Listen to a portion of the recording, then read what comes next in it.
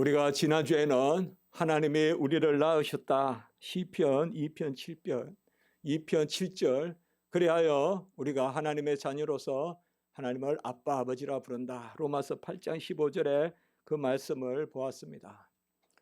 하나님이 만물을 지으시고 또 모든 것을 기뻐하시고 특별히 그 가운데 사람을 남자와 여자로 지으시되 자기 형상으로 지으셨습니다. 사람을 자기 형상으로 지었기 때문에 하나님은 그 사람을, 인류를 낳으셨다. 창조하시되 자기 형상을 주셨기 때문에 우리가 자녀들이 부모의 형상을 가지고 있듯이 하나님이 그 형상을 주셔서 창세기 1장 우리가 27절 28절 그래서 만물의 영장권도 주시고 그리고 창세기 2장 7절에 바로 영혼을 주시는, 그래서 생기를 불어넣으니 생명이 된지라, 이게 바로 자녀로 낳았다는 것입니다. 여러분, 천사가 되고 싶습니까? 철학자들은 천사가 되고 싶다. 고대 철학은 다 천사론이라는 게 있어가지고 그렇게 했습니다. 가장 그것을 많이 이야기한 사람이 플라톤입니다. 우리도 간혹 보면 세상에서는 마치 천사가 무슨 바람의 대상이 되는 같이 그렇게 나오는데, 사실 천사는 하나님의 일꾼입니다.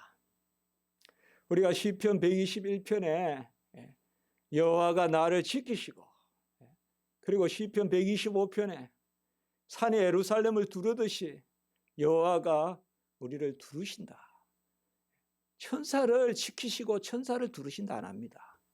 천사는 일꾼이에요. 여러분, 밤새 일하고 싶으면 천사 되세요.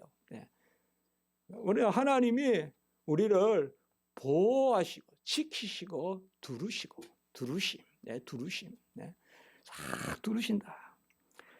제가 지난주에 시편 139편 말씀을 드렸지 않습니까? 저도 성경을 계속 읽지만 이렇게 말씀을 전할 때 보면, 야, 성경은 정말 새롭게 다가온다. 지난주에 시편 139편의 말씀이 뭐였어요? 여호와는 앉고 일어섬을 알고 멀리서도 내 생각을 알고 내 길을 아시고 내 눕는 것을 아시고 내 혀의 말을 아시고 앞뒤에서 둘러싸서 안수하시고 하늘 끝 서울 땅에, 서울이 땅입니다. 땅속 하늘 끝 바다 끝에까지라도 여호와 하나님이 함께 계시고 그의 손으로 인도하시고, 제가 그걸 왼손이라고 생각해 봤어요. 왼손으로 인도하시고 오른손으로 안으신다. 그런 말씀, 오른손으로 붙드신다. 그 시편 139편. 여호와가 누구시길래? 그것은 바로 후반부에 나오지만 내 내장을 지으시고 내 형질을 지으시고 은밀한 데서 지으시고, 바로 지으셨다 이 말이에요. 은밀한 데서 내 내장을 지으시고 내 형질을 지으시고, 바로 우리를 낳으셨다는 거죠. 우리를 낳으셨기 때문에 앉고 일어남과 그리고 내 혀의 말과 멀리서도 내 생각을 아시고 둘러서 안수하시고 이런 말씀을 하십니다. 그래서 내가 주께 감사하옵는 것은 나의 지으심이 기묘하심이라. 이렇게 시편 139편 우리가 지난주에 말씀을 보았습니다. 제가 그 생각을 해봤어요. 야, 이런 말씀만 있으면 내가 힘을 얻을 수 있겠구나. 내 생각을 아신다는데 멀리서도, 그 생각을 해봤습니다. 하나님이 우리를 낳으셨습니다. 저는 낳는 진통을 잘 모르지만 우리 어머니들께서는 잘 아시겠죠. 하나님이 우리를 낳으셨습니다. 낳았으므로 우리가 자녀가 되었습니다. 이 낳았다는 표현은 천사에게도 쓰지 않고 만물에게는 더더욱 쓰지 않고, 오직 성경에는 하나님 아버지가 아들을 낳으셨다. 성부가 성자를 낳으셨다. 유일하게 낳으신 분, 독생자. 그래서 독생자, 아버지께서 낳으셨다. 오직 성부와 성자의 그 관계를 뜻할 때 낳으셨다라는 표현을 쓰시고, 아버지 품속에 독생하신 하나님, 독생자의 영광을 보니 은혜와 진리가 충만하다. 독생자, 영원히 나신 유일하신 하나님의 아들, 그것이 바로 낳으셨다. 성부가 성자를 낳으셨다. 그리고 낳으셨다라는 말은 바로 우리 인간에게만 낳으셨다 말을 쓰는데, 특별히 성경에서는 낳으셨다라는 말을 언제 쓰냐? 바로 거듭나게 하셨을 때, 새 생명을 주셨을 때, 다시 낳았을 때, 그때 우리를 낳으셨다라고 이렇게 말씀합니다. 에베소 1장 4절에서 6절에 보면 하나님이 우리를 낳으심에 대해서 어떤 작정과 어떤 뜻을 가지고 우리를 낳으셨는지 에베소 1장 4절에서 6절에 잘 말해주고 있습니다. 창세전에 그리스도 안에서 우리를 택하셔서, 창세전에 그리스도 안에서 우리를 택하셔서 그 기쁘신 뜻대로 우리를 예정하시고, 우리로 사랑 안에서 거룩하고 흠이 없게 하시려고 그리스도로 말미암아 자기의 아들들이 되게 하셨으니. 이게 4절 5절 이렇게 먼저 창세전에 그리스도 안에서 그 기쁘신 뜻대로, 기뻐하심으로, 이건 하나님의 무조건적 작정이죠. 기뻐하심은 무조건성을 이야기하거든요. 하나님이 무조건 그냥 기뻐하셔서 우리를 낳으셨는데 사랑 안에서 낳으셨다. 그래서 거룩하고 흠이 없게 하시려고 자기 아들들이 되게 하셨다. 그리고 6절에 보면, 에베소 1장 6절에 보면 그가 사랑하시는 자 안에서 우리에게 거저 주시는 바 그의 은혜의 영광을 찬송하게 하려는 것이다. 그래서 우리가, 하나님이 우리를 낳으신 것은, 자기의 아들들이 되게 하신 것은 거저 주시는 바 바로 그의 은혜의 영광을 찬송하게 하려는 것이다. 하나님이 우리를 낳으신 뜻이 뭐냐? 거저 낳으시고, 우리 공로가 아니잖아요. 혈통으로나 육정으로나 사람의 뜻으로 난 것이 아니요 하나님께로 난 자들인데, 거저 우리에게 주신 바 된 은혜로 낳게 하신 것은 그의 영광을 찬송하게 하려 하는 것이다. 이것이 바로 하나님이 우리를 낳으신 그 뜻이다라고 말씀했습니다. 오늘 우리가 먼저 보았던 로마서 8장 32절의 말씀은 우리 교회에서는 자주 제가 말씀을 드리죠. 로마서 8장 9절, 15절, 또 17절, 30절, 32절 이런 구절들은 아주 그냥 여러분들 기가 딸도록 제가 말씀을 드리는 구절들 아닙니까?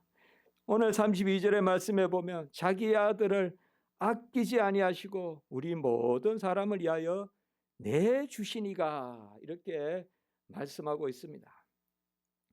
자기 아들을 내주셨다. 아들은 자기 아들밖에 없지 다른 아들이 있습니까? 자기 아들 외에 다른 아들이라는 말에 아들을 씁니까? 그렇죠. 그냥 아들을 주셨다 하면 되잖아요. 여러분, 옆집의 아들도 내가 아들이라 합니까? 어머니 말은 아들이 아니잖아요. 아들은 아들인데 자기 아들을 아끼지 아니하시고, 이 자기 아들이란 말은 삼위일체를 뜻해요. 동일하신 분을 뜻해요. 자기 아들을 주심이 자기를 주심을 뜻하는 거예요. 강조하는 거예요.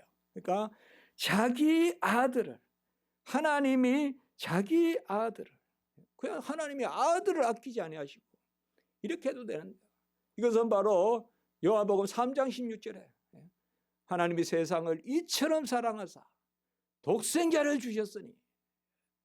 오늘 보니까 제가 여기서 목양실에서 기도하고 있는데 주일학교에서 이 요새를 외우는지 했던 3장 16절 소리가 나더라고요. 오늘 시연이하고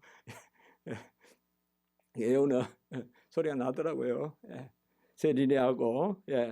바로 독생자를 주셨으니, 하나님이 세상을 이처럼 사랑하사 독생자를 주셨으니, 아까 에베소 1장 4절에서 6절까지는 그리스도 안에서 사랑 안에서 거저 주신 바 된, 그리스도 안에서 사랑 안에서 거저 주신 바 된, 그리스도 안에, 그리스도가 누구예요? 독생자잖아요.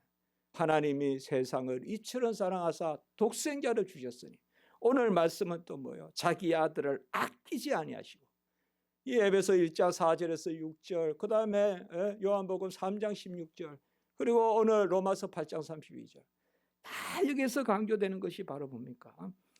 자기 아들을 내주셨다라고 이렇게 말씀합니다. 어떤 재물을 주시는 것도 귀한데, 어떤 명예를 주시는 것도 귀한데, 또 다른 사람을 불러다 군대를 보내주는 것도 귀한데, 자기 아들을 주셨다. 자기 아들을 주셨다. 구약에서 자기 아들을 바치는 것은 아브라함이 이삭을 바치는 그 유일한 일이에요. 그건 하나님이 원하신 일이죠. 하나님이 원하신 일이에요. 그때 그래서 우리가 아브라함이 믿음의 조상이 돼요. 믿음의 조상이 돼요. 구약에 보면 만나도 주시고 메추라기도 주시고 그런 요셉의 번영도 주시고 다니엘의 명예도 주시고 다윗의 언약의 복도 주시지만 자기 아들을 구약시대 때는 주지 않았어요. 여러분 뭐가 귀합니까? 오늘 제가 두 번째 질문입니다. 천사가 되고 싶습니까? 아니요. 구약으로 돌아가고 싶습니까? 아니요. 바로 우리는 그리스도와 함께 자녀가 되고 싶은 거예요. 천사가 되고 싶은 것도 아니고 그리스도와 함께 자녀이고 상속자이다. 로마서 8장 17절입니다. 여러분 우리 신분을 헤아려 보십시오. 그러나 너무 바쁘게 산다고 사실상 내가 누군지 잘 이렇게 질문 안 드시잖아요. 한 번쯤은 멈춰서서 나는 누군가. 계속 우리는 다른 것만 정의하고 살거든요. 다른 것만 정의해요. 저 까치는 어디서 왔어? 저 꽃은 이름이 뭘까? 계속 다른 것만. 또 그것도 아니면 저 아파트는 언제 지었을까? 저 아파트는 얼마 할까? 계속 다른 것만 관심을 가져요. 일주일 내내 그냥 다른 것만. 나는 누군가? 나는 누군가? Who am I? 나는 누군가? 나는 누군가 좀 질문해 봐야 돼요. 나는 누군가의 질문의 핵심은 하나님은 나에게 누구신가? 아멘? 하나님은 나에게 누구신가의 질문으로 가죠. 나는 누군가의 질문에 머물면 그냥 자꾸 이렇게 얇아지고 초라해져요. 나중에는 그냥 겨울에 갈대같이 그냥 그래요. 이렇게 그냥. 그러나 하나님께 나는 누군가? 또한 나에게 하나님은 누구신가? 나는 하나님의 아들이요. 하나님은 나의 아버지시라. 하나님이 다윗이 신앙이 좋았을 때, 그때 신앙이 좋았을 때라 그랬죠.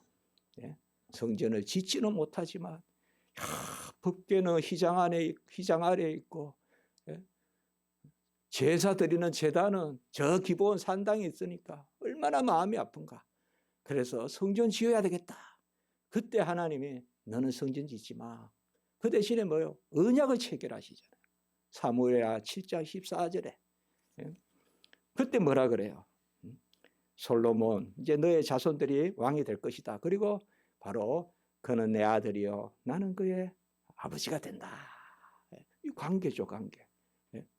하나님은 우리의 아버지시요 나는 하나님의 자녀들이다.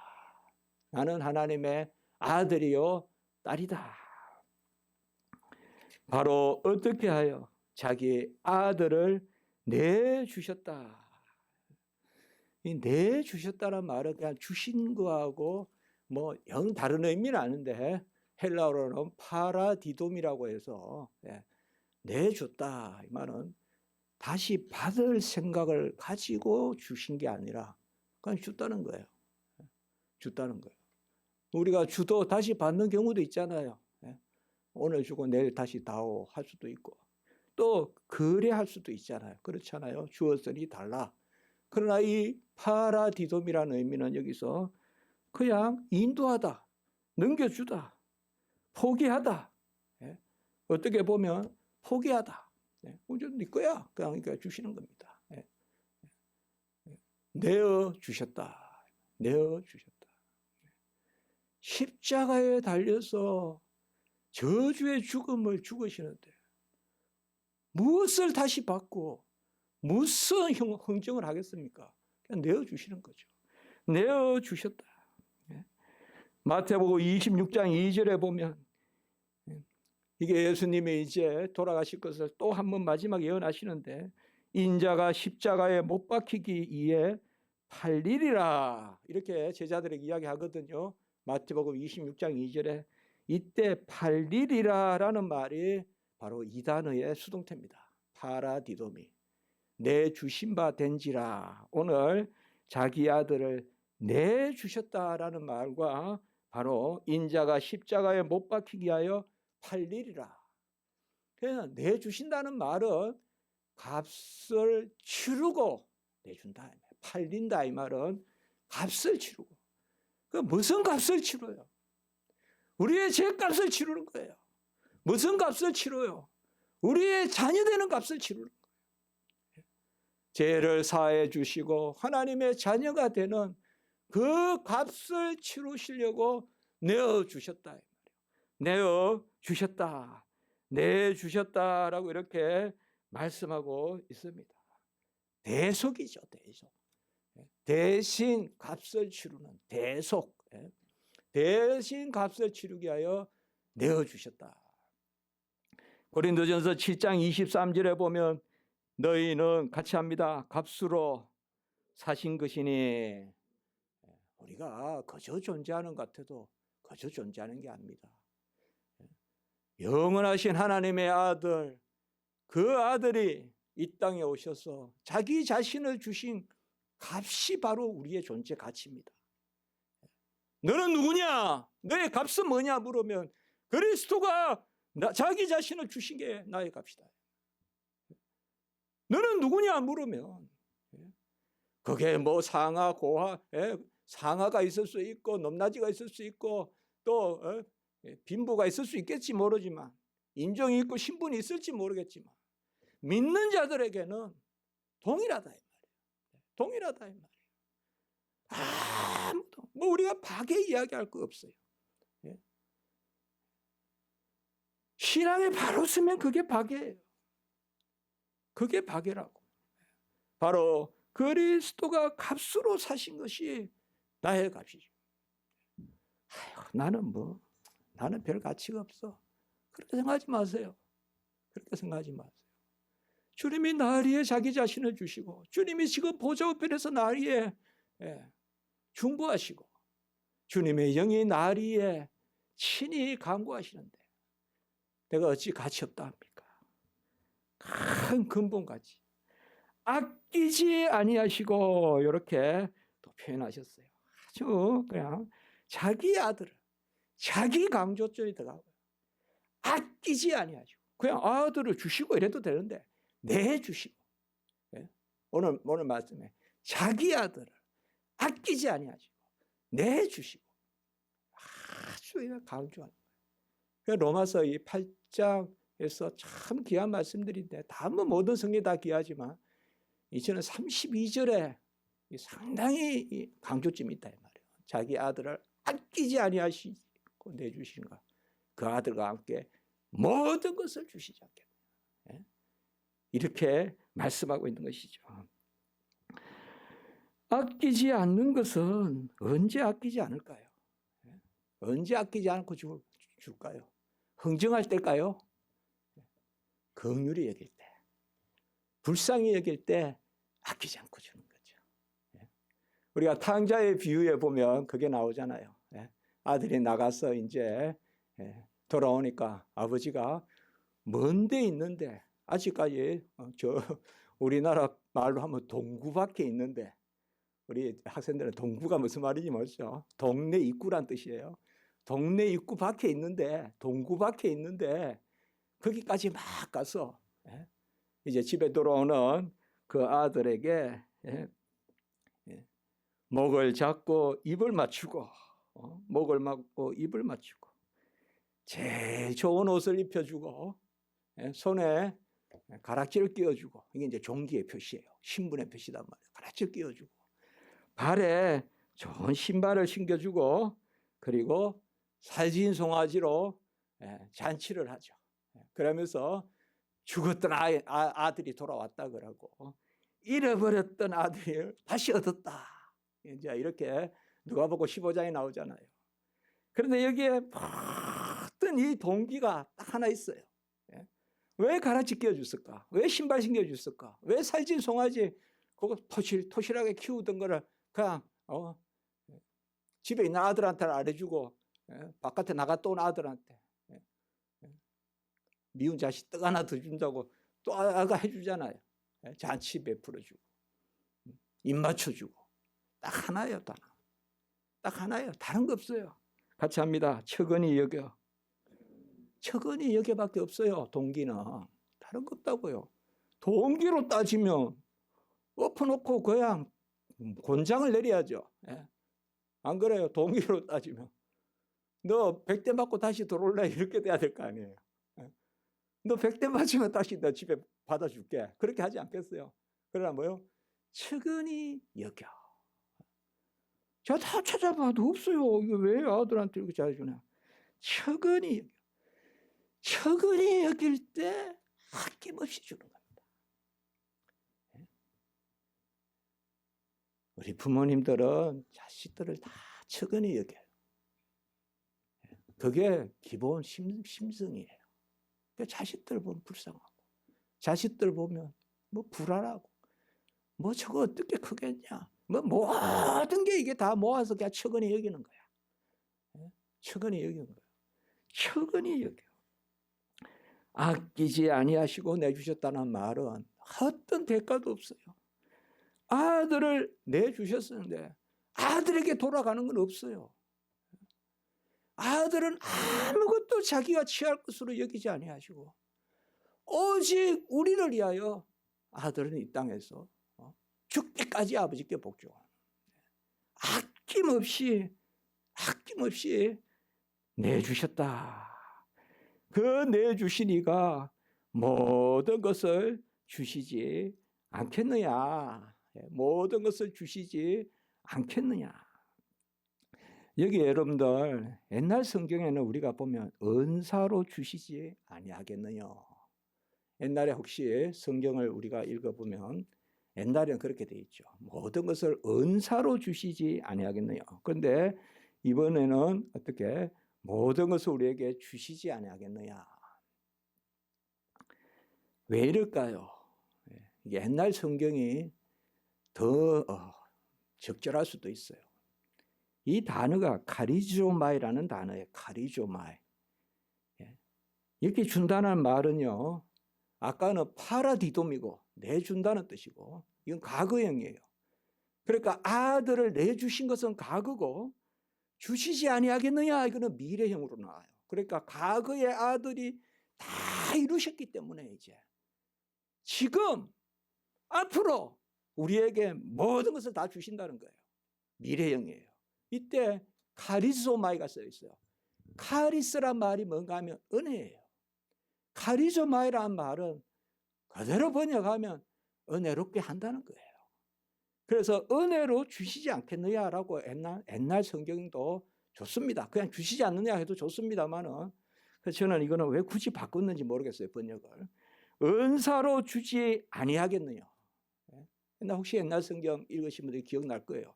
모든 것을 은사로 주지 아니하시겠느냐. 바로 은혜로 주십니다.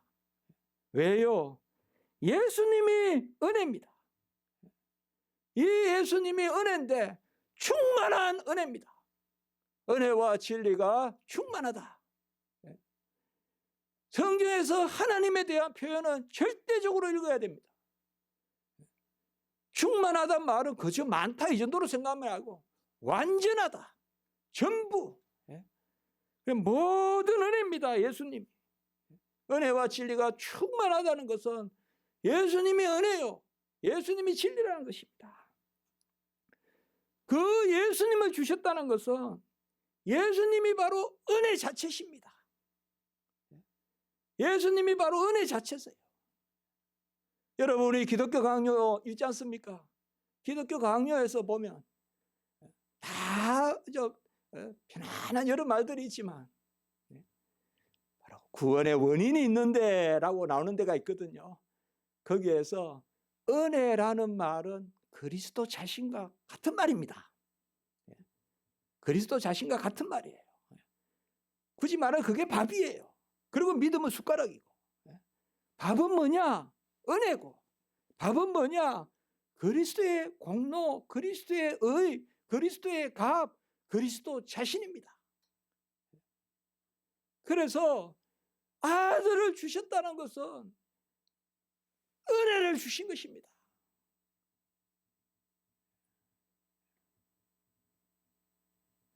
이걸 우리가 어려운 말씀은 진료인이라 그럽니다. 그러니까 그 자체라는 거예요. 밥이라는 거. 우리가 밥을 먹어야 배가 부르잖아요. 밥이 뭐냐? 그리스도란 거예요.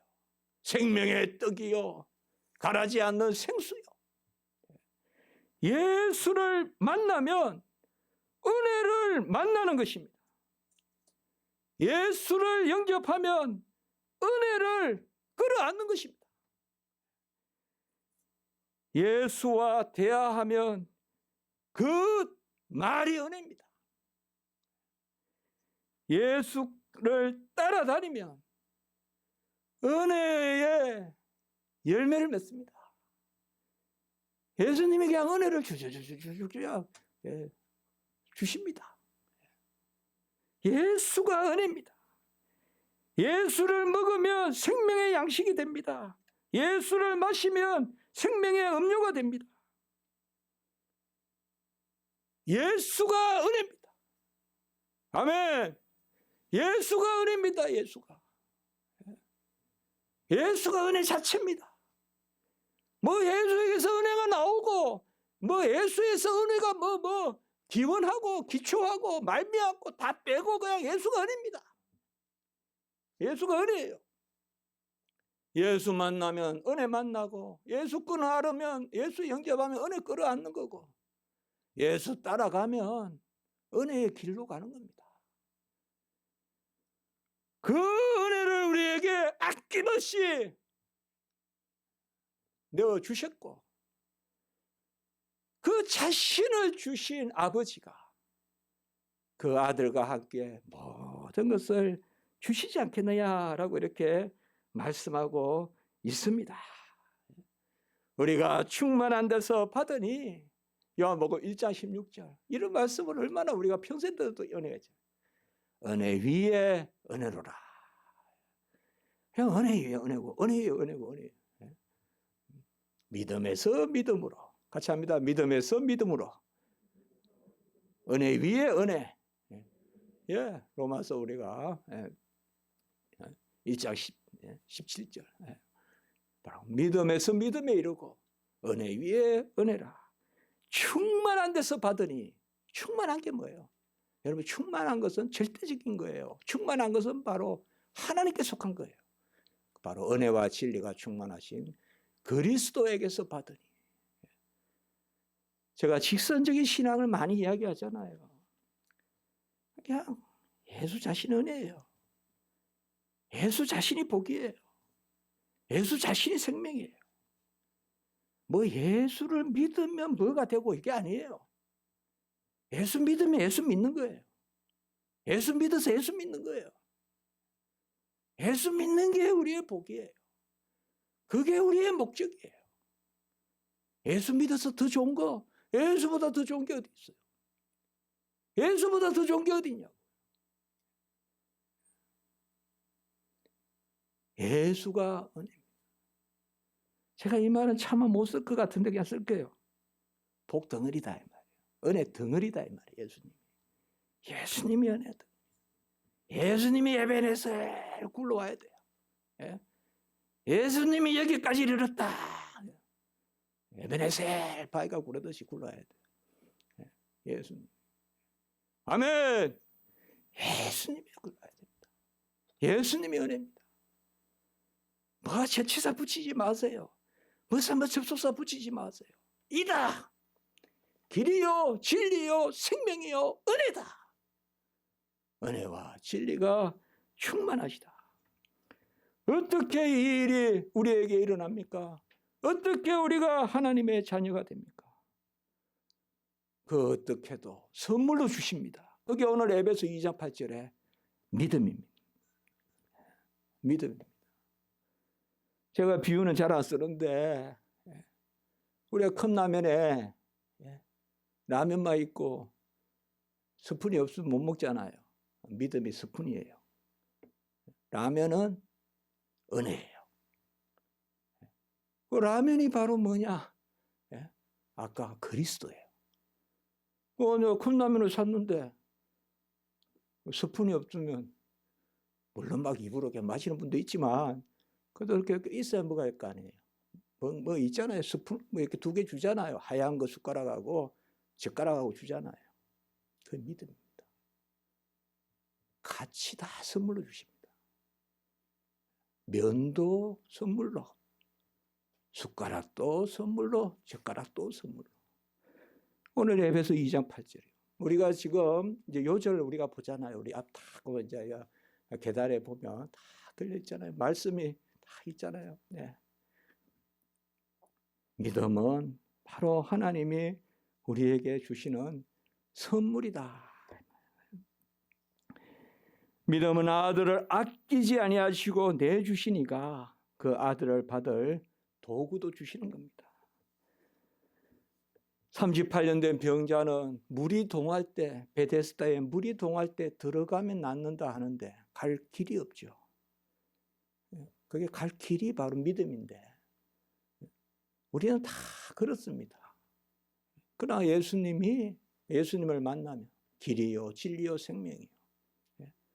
그러니까 믿음을 선물로 주시고 그 믿음과 동시에 예수 그리스도를 우리가 영접하게 됩니다.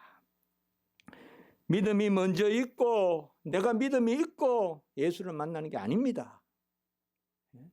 이제 예수를 알고 나중에 믿음을 갖는 것도 아닙니다.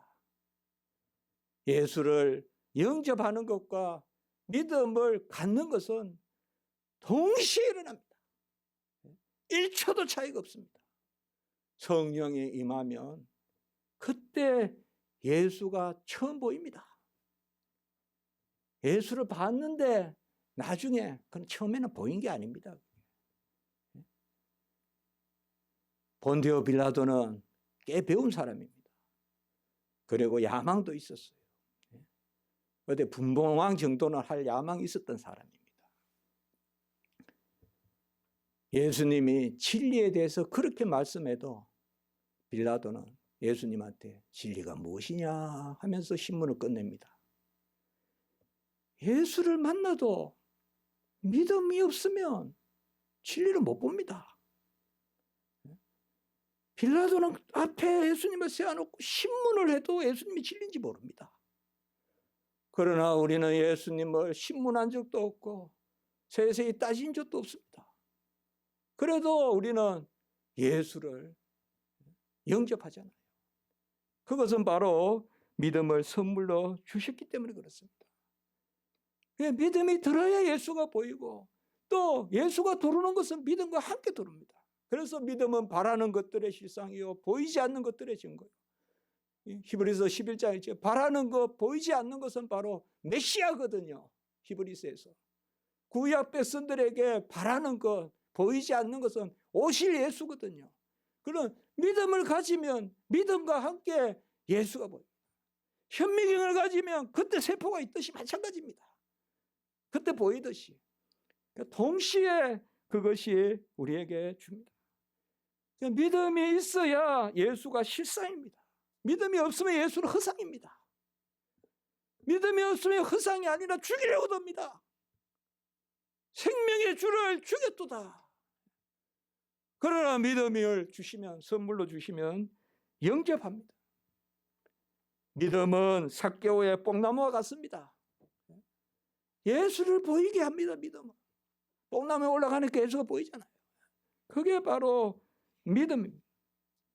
믿음이 없이는 하나님께 나아갈 수 없고, 히브리서 11장 6절, 믿음이 없이는 하나님을 기쁘시게 할 수 없고, 바로 믿음이 그 도구입니다. 믿음은 우리에게 선물로 주신 것입니다. 어떻게? 은혜에 의하여 받았다. 에베소 오늘 말씀, 은혜에 의하여 믿음을 선물로 받았다. 너희는 은혜에 의하여 믿음으로 말미암아 구원을 받았는데, 믿음으로 말미암아, 제가 이렇게 적어봤습니다. 은혜에 의하여 믿음으로 말미암아, 이게 아주 귀합니다. 그래서 제가 우리 새거 거듭난 거, 그리스도의 그 값으로 사신 것 있잖아요. 그거 지금 이제 오늘 두째 주입니다. 설교하고 있거든요. 거기에 말씀에 이렇게 요절로 삼은 거죠. 오늘 여기 보시면 은혜에 의하여 믿음으로. 은혜가 밥이고 믿음이 숟가락입니다. 그래서 구원을 받았습니다. 구원을 받았습니다. 이것이 너희에게서 난 것이 아니요 하나님의 선물이라. 제가 이렇게 써봤습니다. 믿음의 수로에 은혜가 흐른다. 믿음의 시선에 은혜가 보인다. 믿음의 청각에 은혜가 들린다. 믿음의 행로에 은혜가 펼쳐진다. 그렇게 한번 설교해서 봤습니다. 그래서 벚꽃이 다 지니까 꽃길이 쫙 그냥 꽃길이 형성이 되던데요. 믿음의 행로에 은혜가 펼쳐진다. 이것이 너희에게서 난 것이 아니요. 9절 읽지는 않았지만 행위에서 난 것이 아니니 누구든지 자랑하지 못합니다. 바로 하나님이 주시는 선물입니다. 아까 우리가 파라디돔이라는 단어 이야기했죠. 내주셨다. 거기 동사에서 나오는 명사가 오늘 선물입니다. 도론이라고. 다 줬다는 데서 나옵니다. 이게. 그래서 이 두 구절이 다 연결이 되죠. 그래서 제가 오늘 두 구절 여러 연결시켜서 지금 설교하고 있습니다. 바로 내주셨다. 그거의 명사가 주신다는 명사가 바로 도론, 선물입니다. 선물. 믿음의 하나님의 선물입니다. 믿음을 선물로 주셔서 하나님의 자녀가 되게 하시고 하나님의 성품을 갖게 하시고 로마서 8장 17절 믿음을 선물로 주셔서 하나님의 자녀가 되고 베드로전서 1장 4절에 하나님의 성품을 갖게 하시고 믿음을 선물로 주셔서 최근에 말씀드렸죠. 하나님과 사귐이 있게 하시고 요한일서 1장 3절 다시 말씀드릴까요? 자녀가 되는 것 로마서 8장 17절 믿음을 주셔서 하나님의 성품을 갖게 하는 것 신성한 성품을 베드로전서 1장 4절 베드로후서입니다. 1장 4절 그리고 믿음을 주셔서 하나님과 사귐이 있고 요한일서 1장 3절 요한복음 1장 3절에 보면 우리의 사귐은 아버지와 그의 아들 예수 그리스도로 더불어 누림이라. 누림이라. 아버지와 그의 아들 나신 거죠. 성부와 성자 더불어 누림이라. 우리가 자녀로서 누리는 거죠. 요한복음 17장 21절에 보면 아버지와 아들이 하나 된 것 같지. 그들도 하나 되어 우리와 하나 되게 하소서. 성경에 여러 표현이 많이 나오면요. 아버지와 아들, 성부와 성자와 하나가 된 것이 우리도 하나님과 하나 돼요. 하나님의 자녀가 되는 거죠. 더불어 누림이라. 여러분 우리 누리는 게 바로 잘 누리는 게 잘 사는 거다 했죠. 우리는 누리는 게 우리 하나님의 뜻입니다. 오늘 새벽에도 이 단어를 봤습니다. 사귄다는 것은 더불어 누리이라. 오늘은 여기까지 말씀드리고 누림에 대해서 또 다음 주에는 또 다른 말씀, 그때 제가 누림에 대해서 조금 더 말씀드리겠습니다. 기도드리겠습니다. 거룩하고 자비로우신 하나님 아버지, 그리스도를 선물로 주시고 은혜를 선물로 주시고 믿음도 선물로 주셔서 하나님께로 난 자들이니라. 우리가 창세전의 택함을 쫓아 무조건적 은혜로, 절대적 은혜로, 불가항력적인 은혜로 예수 그리스도를 영접하여 하나님 자녀되게 하셨으니 감사를 드립니다. 이 일로 기뻐하게 하시고 그 은혜를 누리게 하시고 만대에 만천하에 이 소식을 전하게 하시고 우리가 기뻐하게 하시고 찬송하게 하시옵소서. 우리 성도님들 측은히 여겨 주시옵소서. 발에 신을 신겨 주시고 손에 가락지를 끼워 주시고 새 옷을 입혀 주시고 살진 송아지를 먹여 주시옵소서. 온전케 하시는 모든 것을 주시는 하나님, 우리 십자가지기 성도님들에게 베풀어 주시옵소서. 은혜 가운데 임하시고 지켜주시고 둘러 주시옵소서. 특별히 우리 자녀들 하나님 에어싸셔서 안수해 주시옵소서. 주 예수 그리스도의 이름으로 감사하며 기도드리옵나이다. 아멘.